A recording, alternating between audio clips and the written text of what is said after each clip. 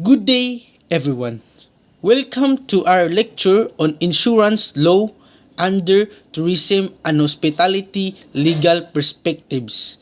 This discussion is based on the Philippine Tourism Law textbook and related jurisprudence focusing on how insurance works within our industry.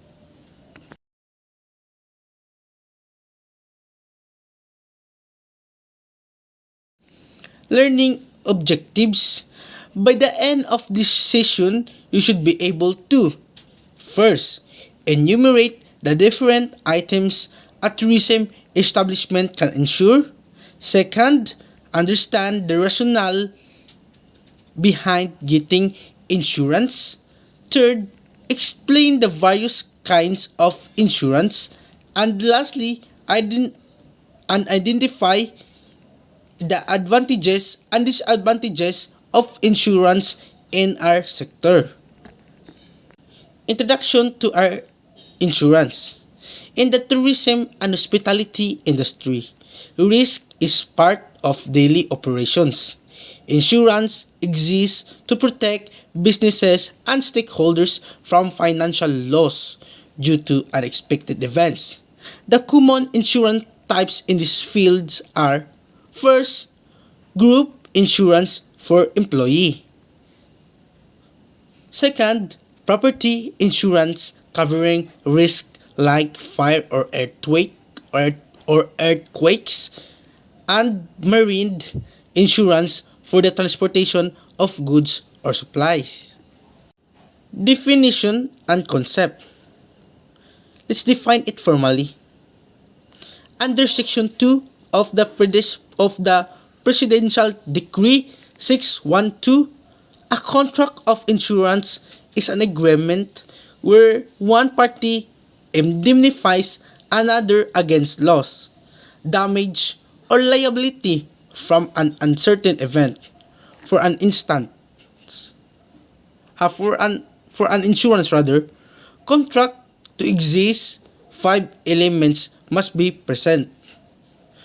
First, first insurable interest. Second, risk or peril. Third, assumption of risk by the insurer. Fourth, distribution of losses among insured parties. Fifth and the last, payment of a premium. Characteristic of insurance contracts. So there are characteristics for insurance contracts. Insurance contracts are unique. They have these characteristics. The first one is aleatory, dependent on a certain event. Second is indemnity, compensates for actual loss. Third, one ruse, requires valuable consideration like a premium. We also have bilateral, both insurer and insured have obligation. And lastly, formal. It must be in writing with policy issuance and premium payment. Parties to an insurance contract. So there are three essential parties in an insurance contract. The first of these three is the insurer. This is the companies authorized to sell insurance. The second is the insured. This is the one who holds an insurable interest. And lastly, the beneficiary. This is the one who is entitled to receive proceeds when a covered event happens. Types of insurance. So there are types of insurance, and this is the common types you'll encounter in tourism establishments. This includes life insurance. We also have the fire insurance, the marine insurance, and lastly, the personal accident insurance. Now, let's dive to the concept of insurable interest. Insurable interest means having a legitimate interest in the safety of the insured object or person. In property insurance, it must exist both when the policy takes effect and when loss happens. For life insurance, it should exist when policy starts, otherwise it's void. Case application, fire insurance. We will dive into a case study. In this case study, Rojas versus Fortune Life and General Insurance Company. The Supreme Court ruled that there was no enforceable fire insurance policy because the full premium hadn't been paid. This aligns with the Section 77 of the Insurance Code, no payment, no coverage.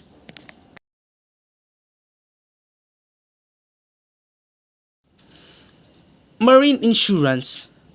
Marine insurance covers losses linked to maritime activities. It includes risks like violent storms or accidents called perils of the sea. It excludes losses caused by negligence or failure to maintain the ship. Group insurance.